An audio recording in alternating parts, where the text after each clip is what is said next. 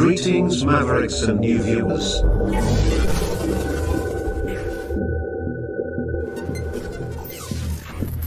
Tonight, direct and live from the Maverick News Network World Studios. This is Maverick News with Rick Walker.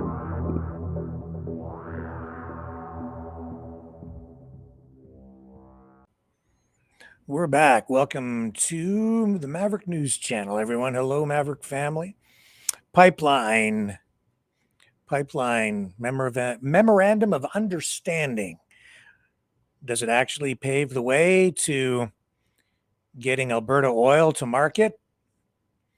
Opinions vary, and it's generating excitement, pushback, and even the resignation of Stephen Guilbeault. We'll get into that along with today's other top news stories, including an update on the condition of those guardsmen shot yesterday in Washington, D.C. Stay with me. We'll dig into it all on the other side of this.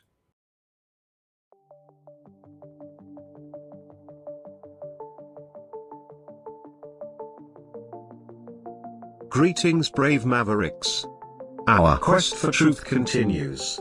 We go beyond fake news. Together we expose propaganda. Together we pull others out of rabbit holes. We are maverick thinkers. We are all unique individuals, defenders of individual rights and freedoms, credible, trusted, grounded in reality. Maverick News. Defending free speech. Donate at freedomreporters.com. Do it now. Tomorrow may be too late. Maverick News. The world is watching.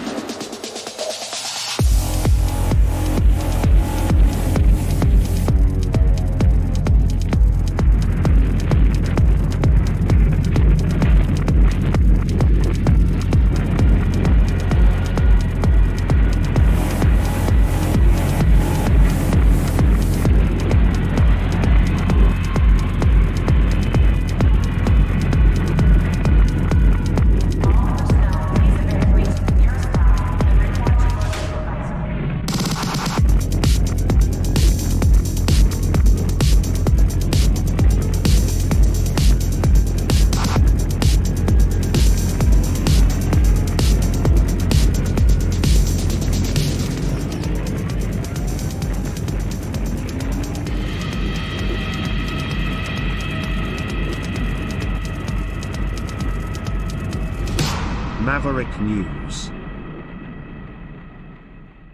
The world is watching. Okay, so let's dig into this, shall we? So we have this new agreement between the federal government and Alberta, which is designed to lay the groundwork for a new pipeline all the way to the BC coast. Prime Minister Carney, Alberta Premier Danielle Smith signed a memorandum of understanding, an MOU, today, which aims to diversify export markets, according to Carney, and make Canada an energy superpower and build a stronger, more sustainable, more competitive economy. This is what it looked like as they sat down to sign the documents. Danielle Smith saying, look down, sign, and then look up.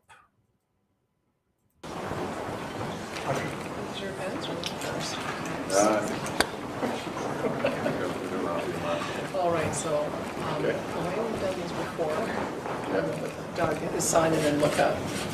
Okay, you want to sign and look up? They won't be able to tell if it's just a photo, but it's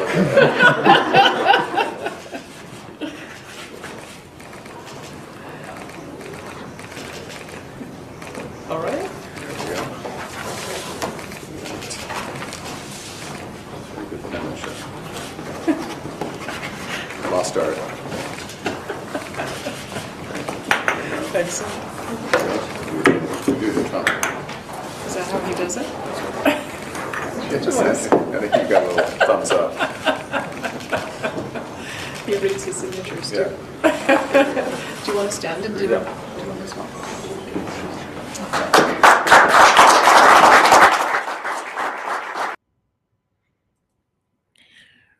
They did the Trump. It is kind of funny. Oh my. Not everybody's happy about it. Out in British Columbia. I don't know if is unhappy the right word, dissatisfied, concerned, skeptical. Maybe that's the word. Premier David Eby, British Columbia, tonight saying even though they've signed this memorandum of understanding, getting a pipeline built still faces major obstacles. And Keith, do you have a follow-up? Yes. So, as you say, there's no proponent, there's no plan, there's no route, really nothing there. Today, the Prime Minister said if there's no proponent, there's no pipeline, period, full stop. Do you interpret that to mean that there's not going to be any federal subsidy, as we saw with the TMX pipeline, and therefore the odds of this pipeline being built are rather remote? I think this proposal has some major challenges. First of all, we already have a publicly owned pipeline. It is not a capacity. It is for sale. Nobody wants to buy it. For this new pipeline proposal, it similarly has no company that has stepped up and said, even under the most optimistic conditions, that they would be interested in building it, that if it were already built, that they would be interested in buying it, which leaves only one possible way that it could get built, which is through a massive taxpayer-funded support in the order of $30 to $40 billion of taxpayer dollars to get it built. Now, in that scenario, I think British Columbia has some projects that could compete with this one that would create just as much opportunity and be significantly cheaper to taxpayers. But we're not even asking for taxpayer dollars. I don't think one taxpayer dollar should go into this project, and I'm glad to see in the agreement that that is a condition. And I think that that is probably fatal to Premier Smith's proposal. I understand the Prime Minister was speaking to the Calgary Board of Trade and jokingly asked if anyone wanted to be a proponent of the project. Joking aside, there is no proponent. There is unlikely to be a proponent. And so even if there were a proponent, one of the key hurdles of coastal First Nations support has not been achieved. And it has been their position since 1977 that the oil tanker ban needs to be in place, because if there were an oil spill, their way of life would end, as would $1.7 billion in economic activity on the coast. Thanks, Premier. Next, we'll head to Katie DeRosa, CBC. Premier, have you talked to the...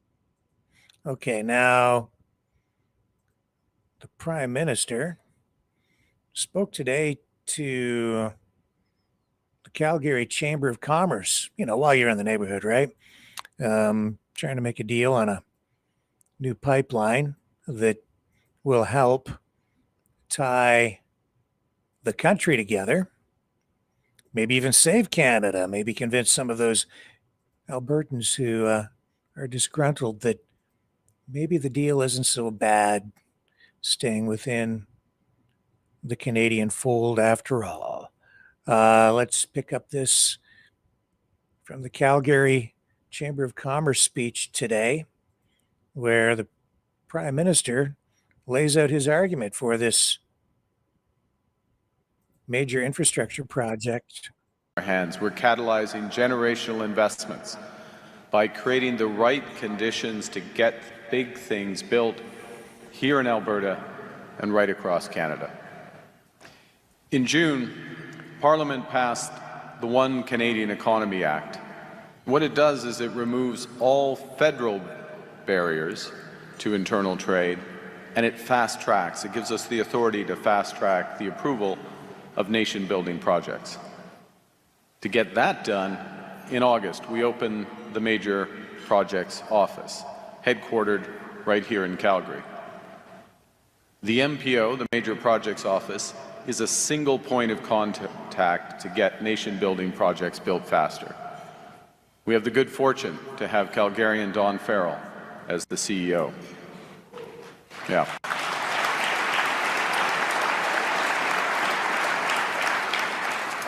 Dawn needs no introduction in this room, but if those watching, she has more than 35 years of experience, including as CEO and chair of Trans Mountain and CEO of TransAlta. She knows the energy sector, and above all, she knows how to build big.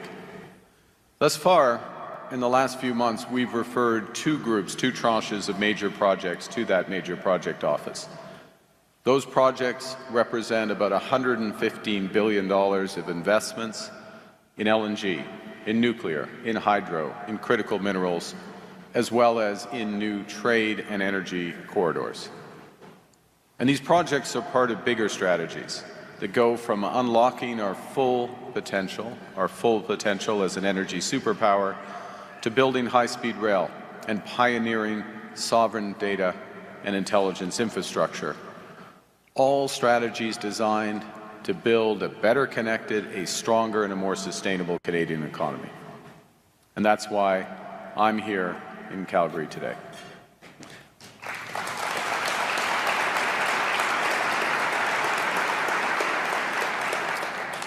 And as you know, this morning, Premier Smith and I signed a new memorandum of understanding. And it's a framework for building a more competitive, more independent, more sustainable economies in Alberta and across Canada. Together, we will strengthen federal-provincial collaboration in the energy sector to unlock the full potential of Alberta's energy resources, to achieve net zero emissions by 2050, and in the process, create not just hundreds of thousands of jobs, but hundreds of thousands of well-paying careers. Here's how. The Canadian government will enable a clear and efficient approval process for a new private sector constructed and financed pipeline, priority to Asia, and a pipeline with Indigenous peoples' co-ownership and benefits. And by working with the new cooperation agreement, which is part of the MOU, we will maximize the benefits of one project, one review for the Alberta portions of any projects. The pipeline will transport at least 1 million barrels of low-emission Alberta bitumen a day, with a route that increases access to new Asian markets as a priority.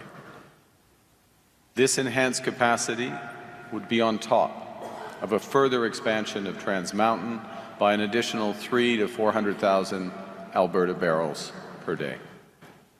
These projects can diversify our exports, reduce the discount on the current sales to U.S. markets, increase our independence, increase Canada's prosperity.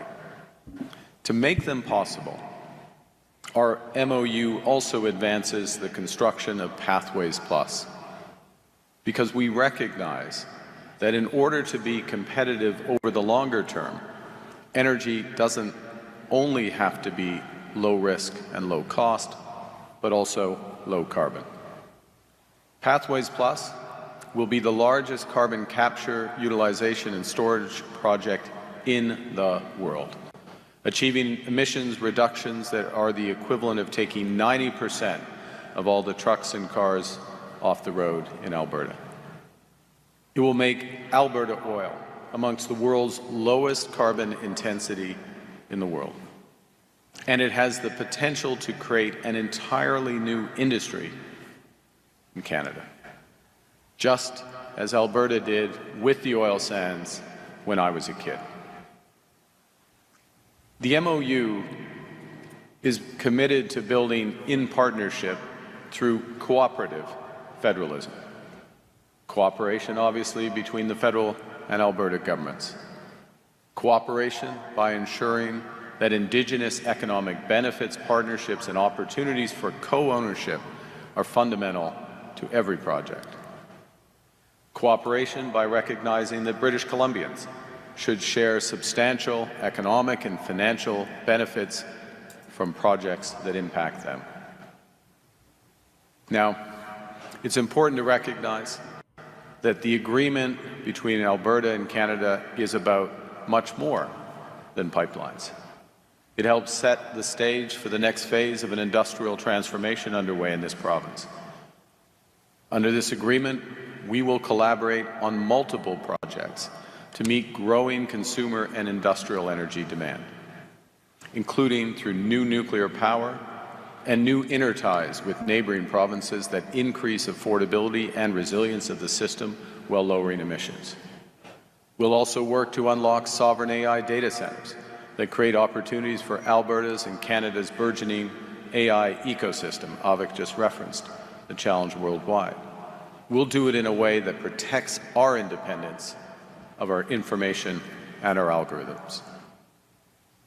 Nous allons réaliser de grandes choses et le faire de façon durable. Notre nouvelle stratégie de compétitivité climatique est notre plan pour stimuler la croissance tout en.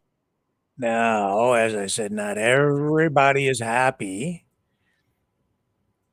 In response to this, Stephen Guilbeault has resigned from cabinet because of the energy deal. Here, let's show you. And this, to me, reinforces some of what I have been saying, although some people don't want to hear it. And I understand, but labels are only labels, and these days, some of these things just don't even apply the way they used to. Liberal, conservative, fascist, communist. Guilbeault resigns from cabinet over Carney's energy deal with Alberta. He's resigned from the Prime Minister's cabinet, citing a strong opposition to the federal Liberal government's major new energy agreement with Alberta, accusing Mark Carney of dismantling of climate plans. So this happened just after they signed the memorandum of understanding, and Guilbeault posted this on social media. Of course, he's the environmental guy, right? And he is the guy who scaled the CN Tower in Toronto to unfurl a banner as part of an environmental activism stunt. Got himself arrested, got himself an orange jumpsuit as a result for a while, then ended up in the Trudeau government. This afternoon, I informed the Prime Minister, Mark Carney, of my decision to resign as Minister of Canadian Identity and Culture, Minister responsible for official languages, Minister of Nature and Parks Canada, as well as Lieutenant in Quebec. Here's his full statement.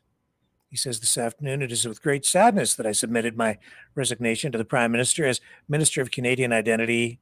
I already listed all that. As you know, I chose to enter politics to champion the fight against climate change and the protection of the environment.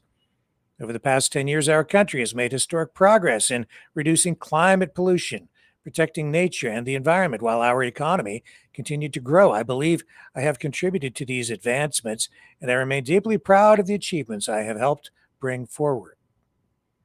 Standing up to tech giants and major polluters, implementing Canada's first emissions reduction plan, slowing their growth and placing them on a downward trajectory, establishing the National Day for Truth and Reconciliation, modernizing the Canadian Environmental Protection Act, developing the country's first national climate adaptation strategy to protect our communities, eliminating harmful single-use plastics. No more straws. I can't stand those paper straws. Implementing the most ambitious nature conservation plan in the country's history, continuing the modernization of the Official Languages Act, making historic investments in arts and culture, including during the COVID-19 crisis and the most recent budget. Changes in our relationship with the United States have led to profound disruptions affecting the global order, diplomatic relations, and the economy. I understand and share the Prime Minister's efforts to ensure the country remains united and that all regions feel they have a voice. Despite this difficult economic context, I remain one of those for whom environmental issues must remain front and center, even if it means breaking up the country. That is why I strongly oppose the memorandum of understanding between the federal government and the government of Alberta. It goes on and on. You get the idea. Furthermore, a pipeline to the West Coast would have major environmental impacts, particularly as it could cross the Great Bear Rainforest, contribute to a significant increase in climate pollution and move Canada further away from its greenhouse gas reduction targets. And you've got him talking about lifting the tanker ban on the West Coast, which he says would also significantly increase the risk of accidents in the region. The moratorium was established in 1972 following a unanimous vote in the House of Commons, notably because navigation in the Hecate Strait is highly dangerous. We know all the issues. As shown in the analysis submitted to the House of Commons, without this regulation, the electricity sector, which has halved its pollution over the last 20 years, would return to an upward emissions trajectory. The regulation, blah, blah, blah, blah, blah. Okay, so he's gonzo, out of cabinet, taking on the environmental portfolio with Trudeau, then pushed over to these other positions, identity and culture, minister responsible for official languages, minister of nature and parks Canada. Those portfolios in the Carney era. Thing is, this ain't the Trudeau Liberals. This is Carney. And he is far more pragmatic and far closer to the center than Trudeau was. And he has finessed things so that he is not beholden just to the NDP in order to remain in power. He's a deal maker. Oh, yeah, there you go. That's kind of a Trumpian term, isn't it? He's a deal maker. Carney is. And even though people keep pointing to his book values, you can see that this is not Trudeau, in my opinion. And I'm allowed to have a damn opinion. Just because you don't agree with me doesn't give you the right to try and shut me down. So suck it up. My opinion is that this is not Trudeau 2.0. This is Mark Carney. And he is a far more conservative person. Ideologically, fiscally, more free market. Fiscally, more in tune and educated and sophisticated. And he understands. He's also 10 times, well, maybe 1,000 times more intelligent than Trudeau, because he knows how everything works, and he's getting it done. That's the bottom line. That's why Harper wanted him to be his finance minister. But at the time, he was governor of the bank, and he said that it would be inappropriate to make that direct move, and he didn't do it. Now he's in this position. And I don't know if it will get done, but this is the path forward. And I don't think EB can stand in the way. This is something that Carney clearly sees that is important. He's making deals out there, appeasing Danielle Smith.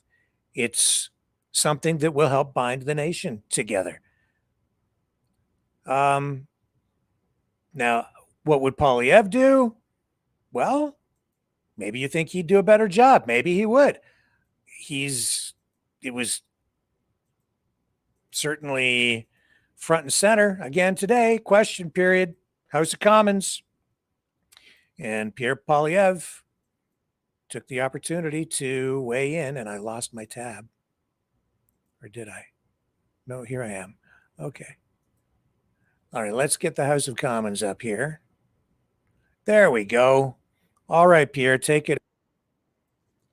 Question period. Changing rapidly. The United States, the world's largest economy, is fundamentally reshaping all of its trade relationships, causing major disruption and upheaval for Canadians. Right. It's time to transform our economy from one that is reliant on a single trading partner to one that is stronger, more self-sufficient, and resilient to global shocks. To these ends, Canada and Alberta share the same ambitions: diversify our export markets, make Canada an energy superpower, and build a stronger, cleaner, more independent, more competitive economy. Honourable Leader of the Opposition. All right, he can't tell us the year in which construction will begin. Can he tell us In what decade will construction begin on a new pipeline to the Pacific? The Honourable Minister of the Environment and Climate Change. Mr. Speaker, today is a really important day because we are taking important steps forward on cooperative federalism. The Prime Minister has been clear, and we've always known, we cannot reach our climate objectives if we are not working with all of the provinces and territories. Today, Alberta has committed to work with us on clean electricity regulations. They have committed in this agreement to work towards a stronger industrial carbon price. They have committed to work with us on methane regulations. Those are important steps forward for Canada to move towards its climate objectives, and we will keep doing that work. The Honourable Leader of the Opposition. So they don't know the year that construction will begin. They don't know the decade that construction will begin. And the Environment Minister couldn't even bring herself to utter the word pipeline in her answer to the question. And what today's deal allows a proposal for a pipeline to go to an office in 7 months, which will then be studied for 2 years, after which the Prime Minister will give a pipeline veto to the BC NDP Premier, who's already said he's against. Isn't this pipeline going to be built in the year never?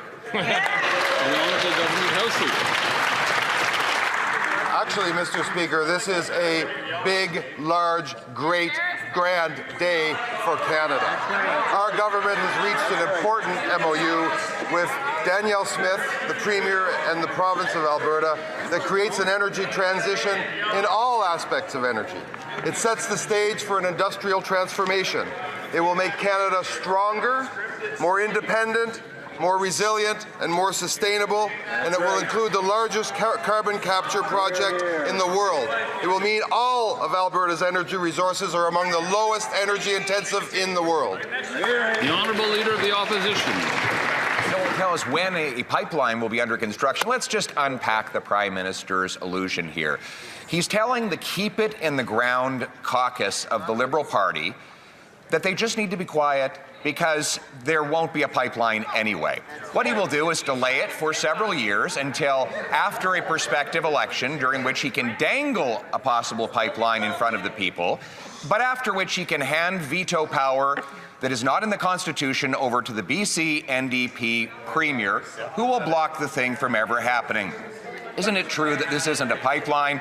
It's a pipe dream. The Honourable Government House Leader. Mr. Speaker, the country, indeed the world, is calling out for serious leadership, for cooperative leadership, for leadership that brings people together and parties together. I don't think this leader has any conception of what is required to do the kind of development that he is proposing. Of course we will consult and deal with the Premier, the duly elected Premier of British Columbia. Of course we will and have a duty to consult with First Nations. Of course we will do this in a cooperative way. We'll do it in the Canadian way, and we'll do it in the right way, Mr. Speaker. The Honourable Leader of the Opposition. Speaker, they will stand in the way, is what they will do.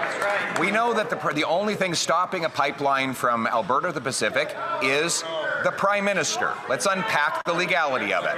The Constitution, Section 9210A, gives the federal government exclusive approval power for a pipeline. Bill C-5, a bill the Prime Minister pushed through the House of Commons, and we even supported him, gives him the power to approve it. So we only need him to do one thing for this pipeline to happen. Get out of the way. Will he do it? Honourable Minister of the Environment and Climate Change. Mr. Speaker, when Canadians elected our government, they were clear. They wanted to see us build a strong Canada, and they wanted to see us build it well and build it together. They wanted to see that we could work together as a country, and that means that we do things like this agreement with Alberta that helps us move forward on industrial carbon pricing, moves forward on methane regulations, moves forward on clean electricity, but also respects other jurisdictions like the province of British Columbia, with which we must seek agreement. The Honourable Leader of the Opposition. Well, she accidentally told the truth, Mr. Speaker. She didn't say that it moves forward on a pipeline. She said it moves forward on an industrial carbon tax. A carbon tax that will increase the cost of everything it takes to build a home. So it's a tax on homes. On everything it takes to grow food. So it's a tax on food. It's a tax that drives production out, paychecks down, and the cost of living up. Meanwhile, it does not move forward with a pipeline. We as Conservatives believe in clearing the way to get pipelines built. In other words, we would build a pipeline without a carbon tax. They would build a carbon tax without a pipeline. The Honourable Government House Leader. Again, Mr. Speaker, I suspect Canadians are straining to find the Leader of the Opposition credible on any of this. What this Memorandum of Understanding does is create a carbon capture and storage system that will lead the world. It will include, of course, bringing together of partners with whom we have a duty to consult and with other jurisdictions. It will create jobs in the electrical system. It will create construction jobs. It will create opportunity across Western Canada, Mr. Speaker, but most importantly will make Canada an energy superpower. Why can't the Leader of the Opposition see that? The Honourable Member for Belleuil-Chambly. Okay. Mr. Speaker, on November 27th, we will finish up with that. And we'll go over here to Danielle Smith, who spent a little time over there on Canuckistan Broadcasting Corporation. Poilievre's pretty good, I have to say. And during question period, he's very good at holding the government's feet to the fire. And so I know things that are intra-provincial projects are the responsibility of the province, but ports are federal jurisdiction, cross-border pipelines and transmission lines are federal jurisdiction, and trade and commerce is federal jurisdiction. You cannot have a province blocking access of another landlocked province to get their products to market. That's been determined by the courts. And so we're very pleased to already start the consultation and with the nations, including coastal First Nations. I had a very pleasant conversation with the Haisla chief yesterday, and they made it very clear that they're open to all kinds of work with Alberta on all kinds of products, maybe not as enthusiastic about bitumen, but they're also excited about expanding LNG and also expanding additional export opportunities. So I would say I have not experienced what Premier Eby has described. I haven't heard a single nation that we've engaged with in British Columbia say that they're going to trade off one against the other. They're letting us know what their perspectives are. We're pleased for that. And we're going to keep on working with them to see if we can put together a consortium that will also be able to own a portion of this new line. I have seen, some of those First Nations put out specific statements, but with respect to what you said about the federal jurisdiction here, I do take your point on their constitutional ability with interprovincial projects, but I also remember many times when you have not believed in the Constitution as it applies that way, when you have fought against, for example, decisions to impose carbon pricing, even though the Supreme Court dictated that that was in federal jurisdiction. Again, I'll put to you, is the project not more at risk because BC and those coastal First Nations were not brought into the fold earlier? I don't think so. I mean, I've not heard any nation say they're going to cancel their support for LNG Canada 2.0 because of any conversations Alberta's having. I just don't think that's true. But what I will say is that we respect the Constitution and also the Supreme Court. They did make a decision that the federal government does have the right to set floor prices on CO2, which is why that forms a basis for our agreement. We have a tier agreement. It's our approach to how we do carbon pricing, which we've been doing incidentally since 2007. So other jurisdictions have followed us, sometimes by decades. And we have to work collaboratively with the federal government. That's why that is part and parcel in the agreement that will come to a stringency agreement and figure out what the top rate would be. We want to have a balance of making sure that it's going to support the investment in carbon capture technology, but also not be punitive to our industry so that we have the ability to invest in those things. So I think that's what it's about when you have an agreement. There are certain commitments and undertakings we have to do, and there's certain commitments and undertakings that the federal government has to do. But I was very pleased to see that they've made great movement on the lion's share of the 9 bad laws that we put on the table. I will say, like, you're saying carbon price floor is okay from the federal government. You weren't saying that for a lot of years. That is a very different position that you're taking now because it appears to benefit other projects. Will you keep the increase, the 6-fold increase the Prime Minister just described when it comes to the industrial carbon price, even if another bitumen pipeline doesn't go ahead?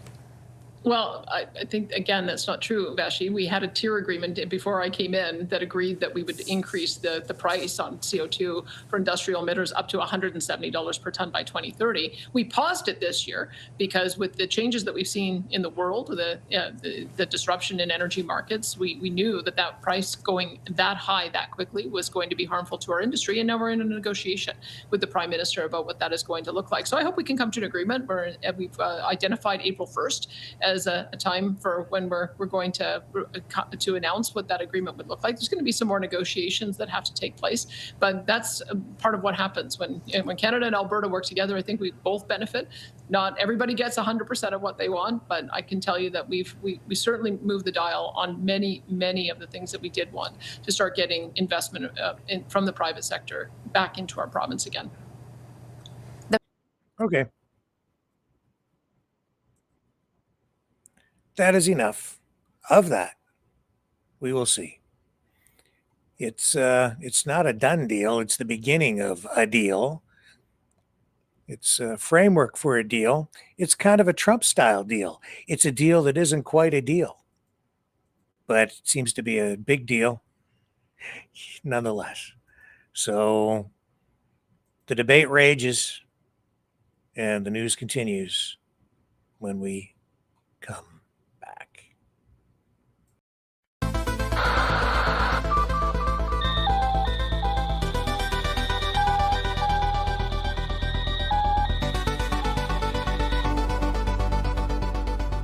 Maverick News isn't just a news outlet, it's a community of truth seekers. Your donation at freedomreporters.com fuels our mission to report the stories that mainstream media won't touch. Thank you, Maverick family.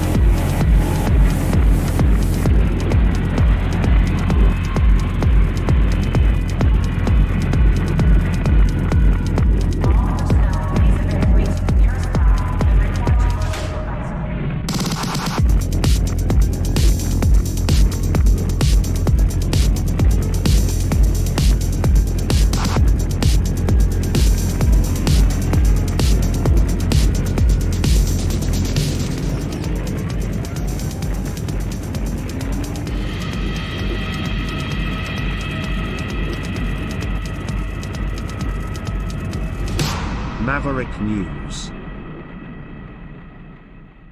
The world is watching.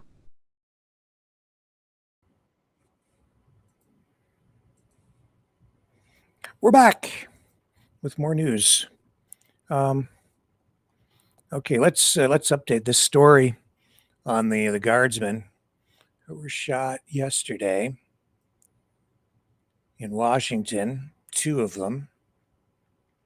They were shot in a targeted ambush shooting just blocks from the White House. They've now been identified as Sarah Beckstrom and Andrew Wolf. They are both from the West Virginia National Guard. This coming from Jeanine Pirro, the U.S. Attorney for the District of Columbia. Beckstrom and Wolf were serving on the D.C. Safe and Beautiful mission, is what it was called, That happened around 2:15 p.m. That coming in a news release from the West Virginia National Guard. See if I can get that up. Here we go. I've got it. And bring it up on the screen for you to see what the latest is from the National Guard directly. There's what they're putting out tonight. West Virginia National Guard, under the command of West Virginia Adjutant General Major General Jim Seward, announces the names of the 2 guardsmen shot at approximately 2:15, November 26th. U.S. Air Force Staff Sergeant Andrew Wolf, assigned to the Force Support Squadron, 167th Airlift Wing, West Virginia Air National Guard, and U.S. Army Special Sarah Beckstrom, assigned to the 863rd Military Police Company, 111th Engineer Brigade, West Virginia Army National Guard, were wounded in a shooting near the Farragut Square Metro Station in Washington, D.C. The guardsmen are currently hospitalized. The suspect is in custody. Wolf, 24 years old, Martinsburg, West Virginia, entered service in 2019, has been on orders in the district since the beginning of the mission, which began in August. Sarah Beckstrom, 20, of Webster Springs, West Virginia, entered service June 26th, has been on task force orders in the district since the beginning of the mission as well, in August. It's my understanding that she volunteered to work over the Thanksgiving period so that others could be with their families. And now in the hospital, recovering or trying to recover, fighting for her life, both of them.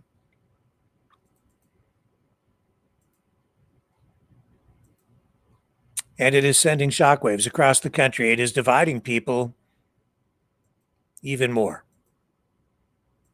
I've seen some posts online suggesting that the suspect, who was taken into custody, was something of a CIA operative, which is just fueling more division as a result, and speculation, conspiracies even. Here's Kash Patel, who has confirmed that the Afghan shooter had military ties, possible network under investigation, and authorities are now reviewing the suspect's full background, investigating any known associates, both abroad and inside the United States. Let's pick this up. Here's Kash Patel. Got to get him up on the screen.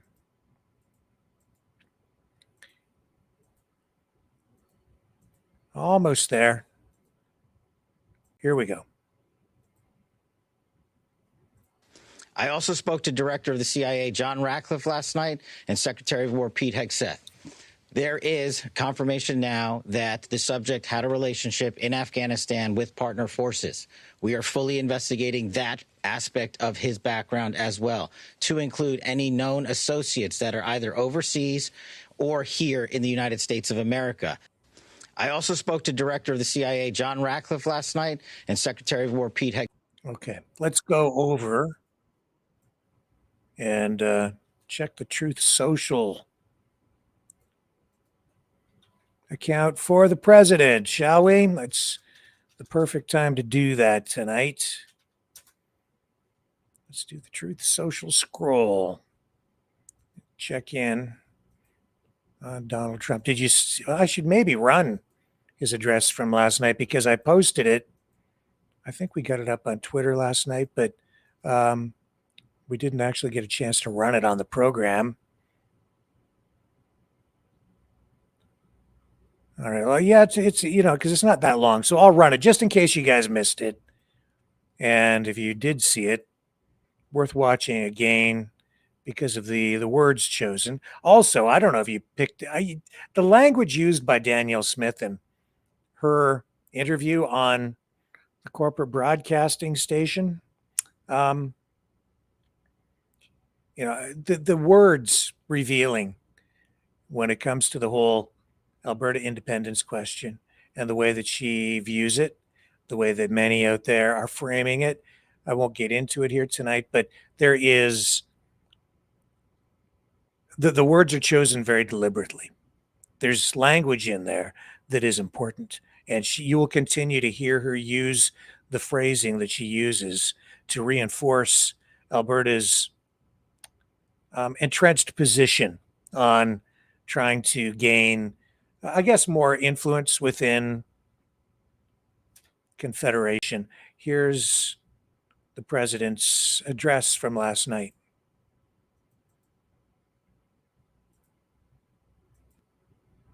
Come on, are you going to roll? Come on, Mr. President. Sometimes Truth Social sticks like that when we go to run a clip. Hang on, let me re-cue it. Sometimes I have to reboot in order to get it to roll. Frustrating. Here we go. Oh, come on. Are you not going to work? I'll tell you what. Well, I get the president unstuck. I'll get the digital tow truck out and pull him out of the ditch, and I'll come right.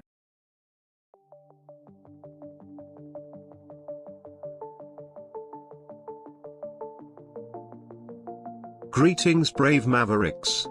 Our quest for truth continues. We go beyond fake news. Together we expose propaganda. Together we pull others out of rabbit holes. We are maverick thinkers. We are all unique individuals. Defenders of individual rights and freedoms. Credible. Trusted. Grounded in reality. Maverick News. Maverick News. Defending free speech. Free speech. Donate at freedomreporters.com. Do it now. Tomorrow may be too late. Maverick News. The world is watching.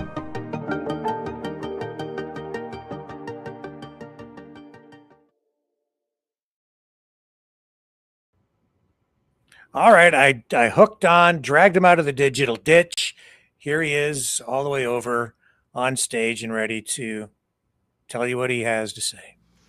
My great fellow Americans, earlier today, on the eve of the Thanksgiving holiday, 2 members of the National Guard serving in Washington, D.C., were shot at point-blank range in a monstrous ambush-style attack just steps away from the White House. They had been deputized as part of the most successful public safety and national security mission in the history of our nation's capital, the D.C. Safe and Beautiful Task Force, which has achieved an unprecedented reduction in violent crime and crimes of all type. This heinous assault was an act of evil, an act of hatred, and an act of terror. It was a crime against our entire nation. It was a crime against humanity.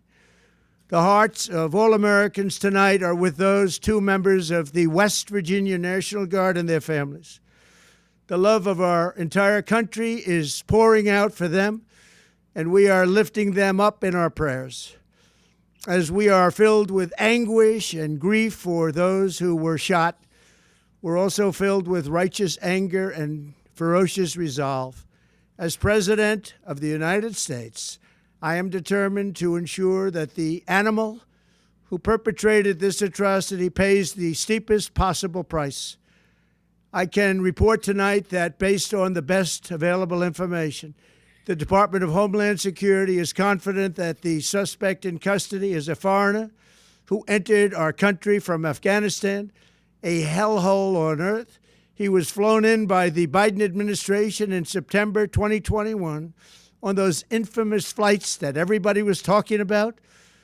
Nobody knew who was coming in. Nobody knew anything about it. His status was extended under legislation signed by President Biden, a disastrous president, the worst in the history of our country. This attack underscores the single greatest national security threat facing our nation. The last administration let in 20 million unknown and unvetted foreigners from all over the world, from places that you don't want to even know about. No country can tolerate such a risk to our very survival. An example is Minnesota, where hundreds of thousands of Somalians are ripping off our country and ripping apart that once great state. Billions of dollars are lost, and gangs of Somalians come from a country that doesn't even have a government, no laws, no water, no military, no nothing. As their representatives in our country preach to us about our Constitution and how our country is no good. We're not going to put up with these kind of assaults on law and order by people who shouldn't even be in our country. We must now re-examine every single alien who has entered our country from Afghanistan under Biden, and we must take all necessary measures to ensure the removal of any alien from any country who does not belong here or add benefit to our country. If they can't love our country, we don't want them. America will never bend and never yield in the face of terror. And at the same time, we will not be deterred from the mission these service members were so nobly fulfilling. That is why tonight I can announce that I have directed the Department of War to mobilize an additional 500 troops to help protect our capital city. We will make America totally safe again, and we will bring the perpetrator of this barbaric attack to swift and certain justice if the bullets going in the opposite direction haven't already done that. During this time of the year, when we gather at home with loved ones, these two patriots were wearing the uniform of our country, patrolling the streets of our capital. They had taken a selfless oath to defend our nation against all enemies, foreign and domestic, and that is exactly what they were doing when they were gunned down in a savage attack. I want to express my extraordinary gratitude to every member of the United States military who is deployed tonight, at home and abroad. I also want to thank the Secret Service and the D.C. Metropolitan Police Department for their work today. This Thanksgiving, I ask every family to say a prayer for the two great heroes who were so horribly shot, and for their loved ones. Please say a prayer. May God bless them and comfort them, and may God bless and protect the United States of America. Thank you and good night. So that was last night, but I can tell you that one of the guardsmen, one of the two, Sarah Beckstrom, has passed away from her injuries, that coming directly from Donald Trump. And the second guard member, Andrew Wolf, is still fighting for his life. We'll come back with more on that in just a moment.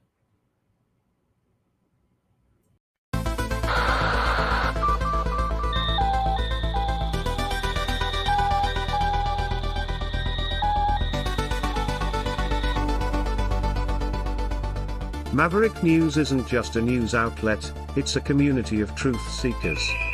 Your donation at freedomreporters.com fuels our mission to report the stories that mainstream media won't touch.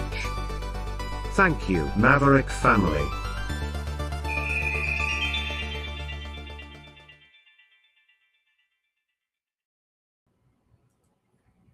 Okay, let's pick up the president here. I do have this. 1 second. He has addressed the death of Beckstrom. Yesterday, we literally had no incidents for many months. It was the safest place imaginable, and this is a different kind of crime. This is a really bad crime. Millions of Americans are praying for those heroes and their families, and I must unfortunately tell you that just seconds before I went on, right now I heard that Sarah Beckstrom of West Virginia, one of the guardsmen that we're talking about, highly respected, young, magnificent person, started service in June of 2023, outstanding in every way. She's just passed away. She's no longer with us. She's looking down at us right now. Her parents are with her. It's just happened. She was savagely attacked. She's dead. She's not with us. Incredible person. Outstanding in every single way, in every department. That's horrible. As you know, the other young man is fighting for his life. He's in very bad shape. He's fighting for his life, and hopefully we'll get better news with respect to him.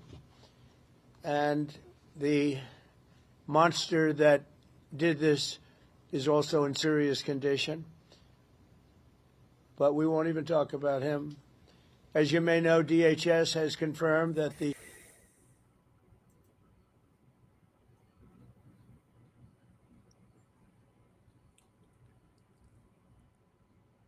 We'll be right back.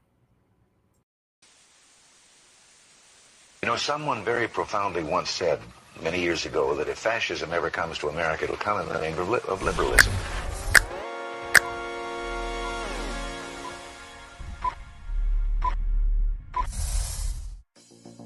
Well, I think it's time we ask ourselves if we still know the freedoms that were intended for us by the Founding Fathers. If we lose freedom here, there's no place to escape to. This is the last stand on earth. The entire world is watching. Every dictator, every crazy dictator in the world is watching.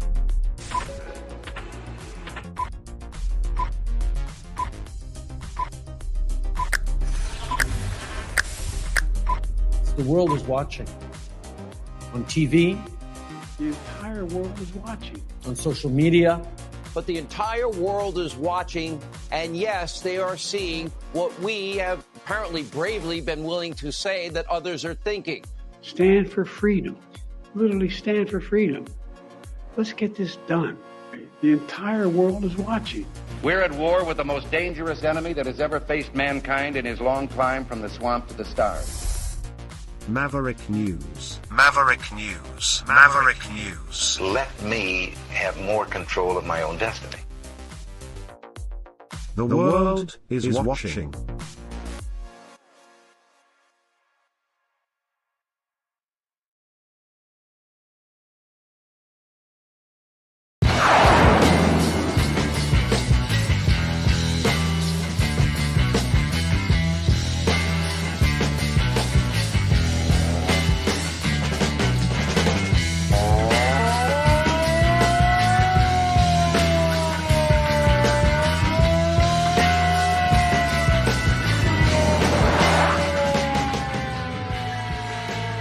Maverick News. Fighting for freedom. Okay, so it's Thanksgiving in the United States. We already had our Turkey Day up here.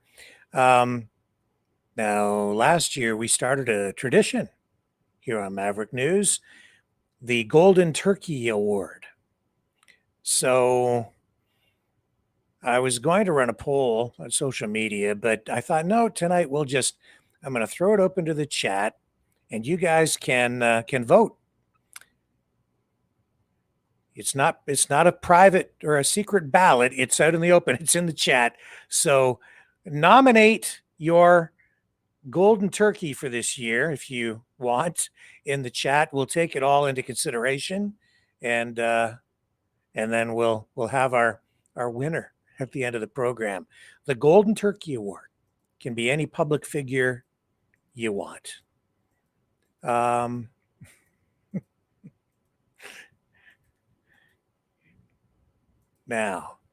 with it being Turkey Day, although Christmas is kind of a turkey day as well, I thought it would be appropriate to just mention, especially in light of all the bird flu talk we've had of late, that there has been some pressure on turkey prices because of bird flu outbreaks, not just in Canada, not just in the United States, but really all around the world.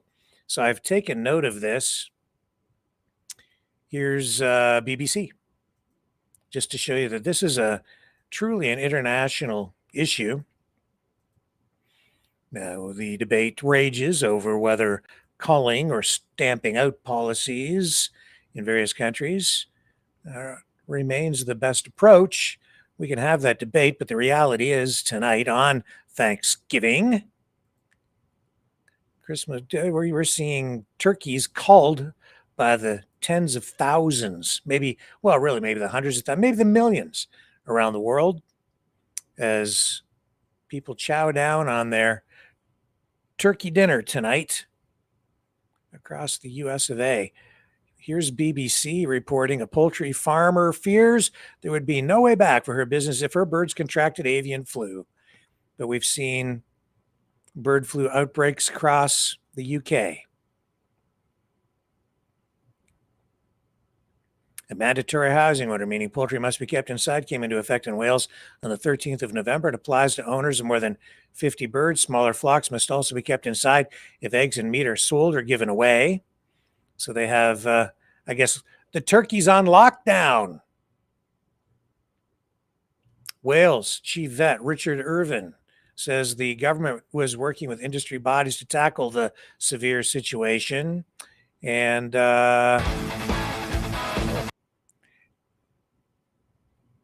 they go on and talk about this. So those affected include commercial poultry units with 31,000 turkeys and another with 28,800 chickens in Pembrokeshire.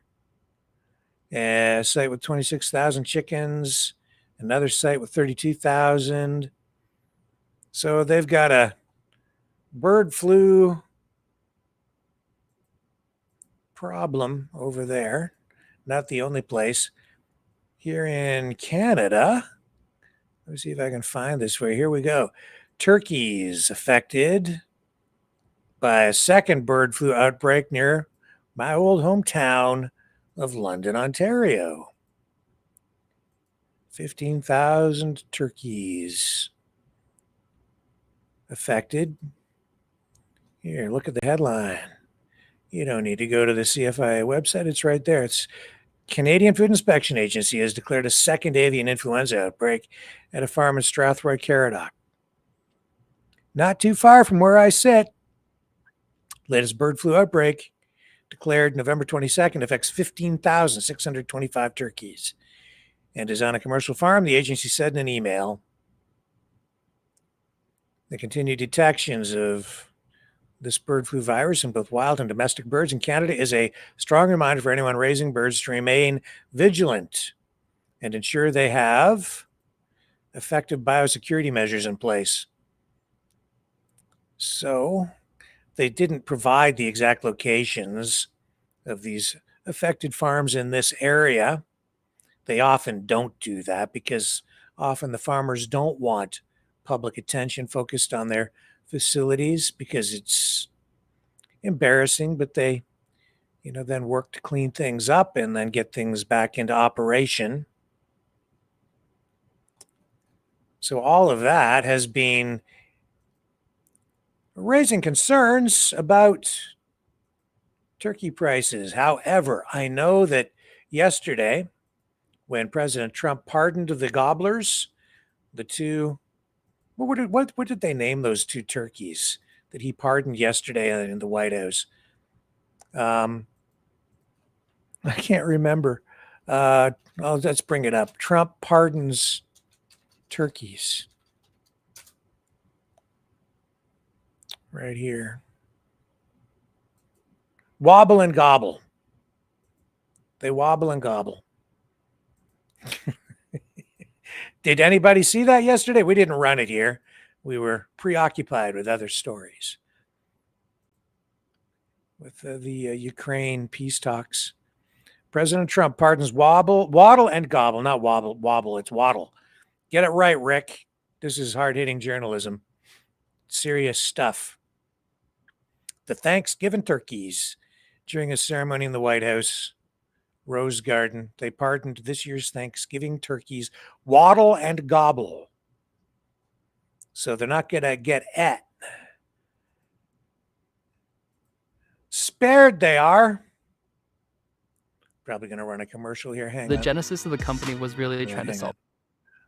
Let's get past this so you can get to the meat of the matter.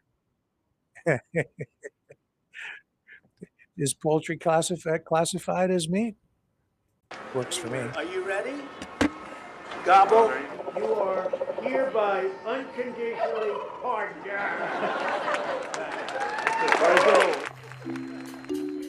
Gobble and waddle. Pardoned by President Trump. Oh, aren't you a couple of lucky birds?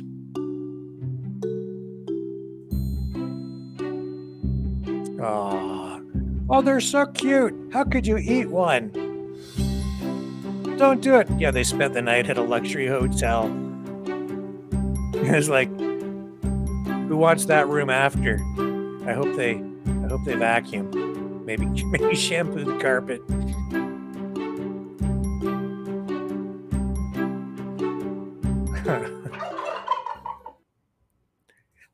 Waddle and gobble.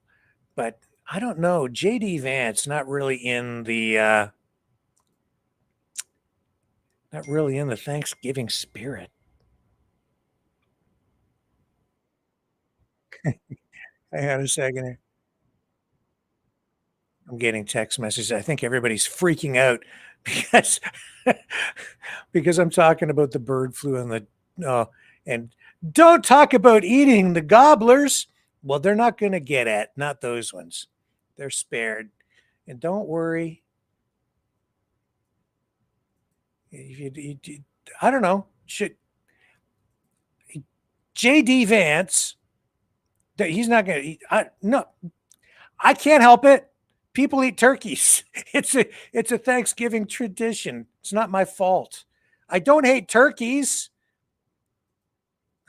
You guys, stupid ostriches. Oh, did I say the word? I did. I'm so sorry to make heads blow up tonight. If you can't handle the turkey truth, I can't help you much. Now I've lost my spot. Where was I going? Where was I going with the turkey gobbler thing? Oh yeah, JD Vance. This guy, you think I'm a villain because I just told you the truth about the farm? You guys, you're aiming, you're directing your wrath at the wrong man. Listen to this guy. This guy, JD Vance, hates turkeys. He's a turkey hater. He's turkey prejudiced. He's turkey phobic. He doesn't even like to eat turkey. He says turkey sucks. I'd say JD Vance, I'd say his patriotism is even in question here tonight. This is actually a clip from yesterday. I didn't run it because we didn't have time, but it's appropriate to run it tonight on Turkey Day, an American tradition that he snubbed with his anti-turkey rhetoric. Think about turkey. You know, turkey. Think about turkey. Who really likes, be honest with yourselves, who really likes turkey? I like it. You're all full of shit. Everybody who raised your hand. I know. Think about it. And here's how I know that every single one of you who raised your hand is lying to me. How many times do you roast an 18-pound turkey just randomly? Just, a nice summer afternoon, we're going to go get an 18-pound turkey. Nobody does it because turkey doesn't actually taste that good. But on Thanksgiving, on the most American holiday, I got a fan over here. On the most American holiday, we're going to cook a turkey, by God, because that's what Americans do. We cook this gigantic American bird, and we do all kinds of crazy things to make it taste good. I talked to a soldier today who she said she's going to deep fry a turkey, and I'm actually going to deep fry a turkey myself tomorrow. And look, here's the thing. If you've got to deep fry something to make it taste good, it probably isn't that good. That's a pretty good rule of thumb when it comes to food. Chicken is good all the time. Chicken is good when you deep fry it, but it's also good outside of it. But here's the thing about Thanksgiving. It is so American because at the heart of it is the spirit of gratitude. And I know that every single one of you has something tomorrow to be very thankful for and to be grateful for.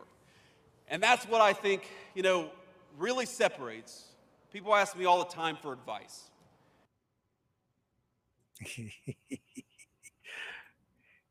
So that raises the question, are turkeys really an American bird, even though we here in Canuckistan eat them too?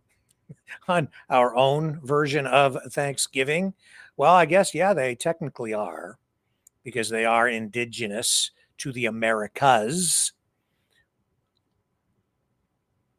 Yeah, and as founding father Benjamin Franklin of the US of A once put it, turkeys are a true original native of America.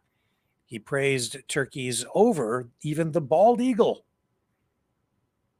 And then, of course, they are now celebrated and given a position of prominence in U.S. Thanksgiving traditions, whether J.D. Vance likes it or not. Anyway, I thought I'd share that with you tonight as we near the end of our program. Have you noticed the change in the weather?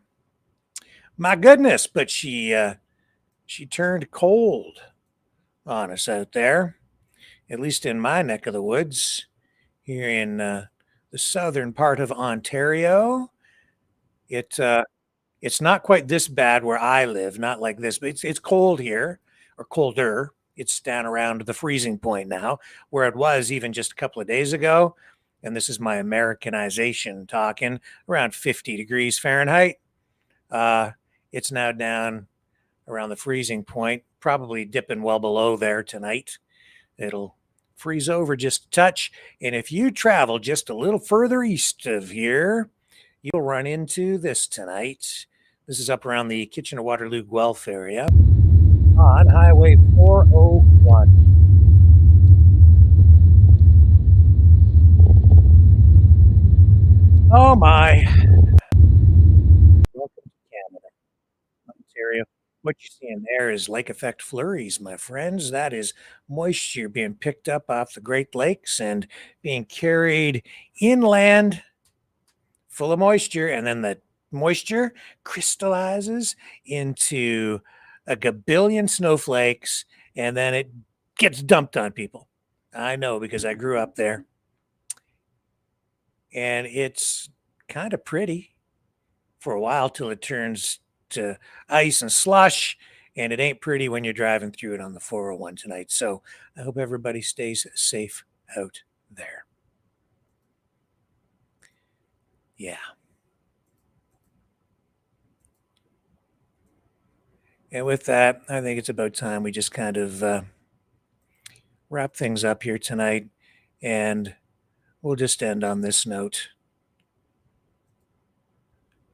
Just acknowledging again the passing of Sarah Beckstrom tonight.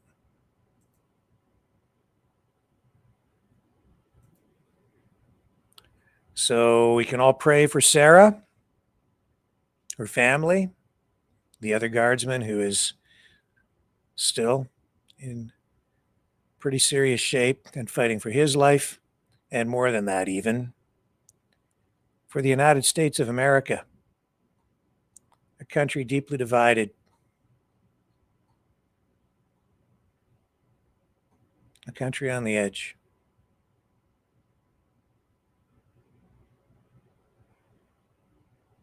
Pray for peace.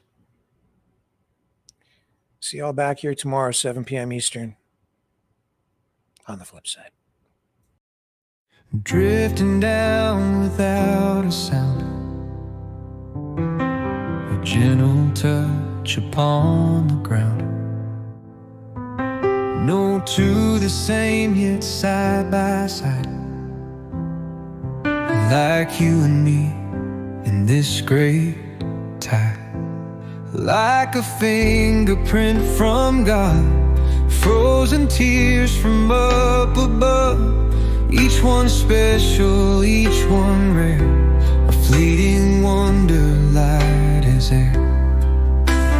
Here for a moment, then melting away. Gone in the sunlight, lost in the day. Taken for granted, so easy to miss. Like life itself, so fragile as this. A million fall, yet each stands true. A perfect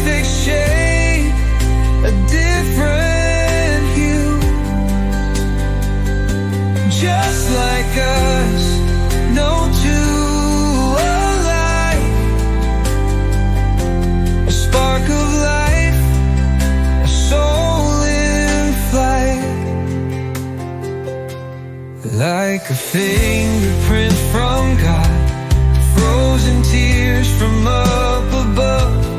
Each one special, each one rare, a fleeting wonder light is air. Here for a moment, then melting away, gone in the sunlight, lost in the day, taken for granted, so easy to miss, like life itself. So fragile is this, a million falling, yet each stands true. A perfect shape, a different hue. Just like us, no two alike. Like life itself, so fragile is this. Like you, like me, we shine, we fade, yet every soul is beautifully made. A moment to love, a moment to stay, before we drift, before we stray.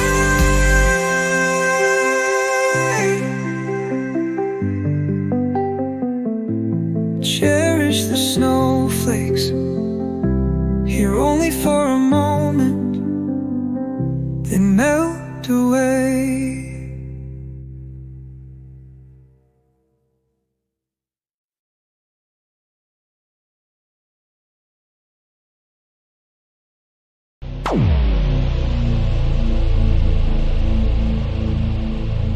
This has been a Maverick Multimedia production.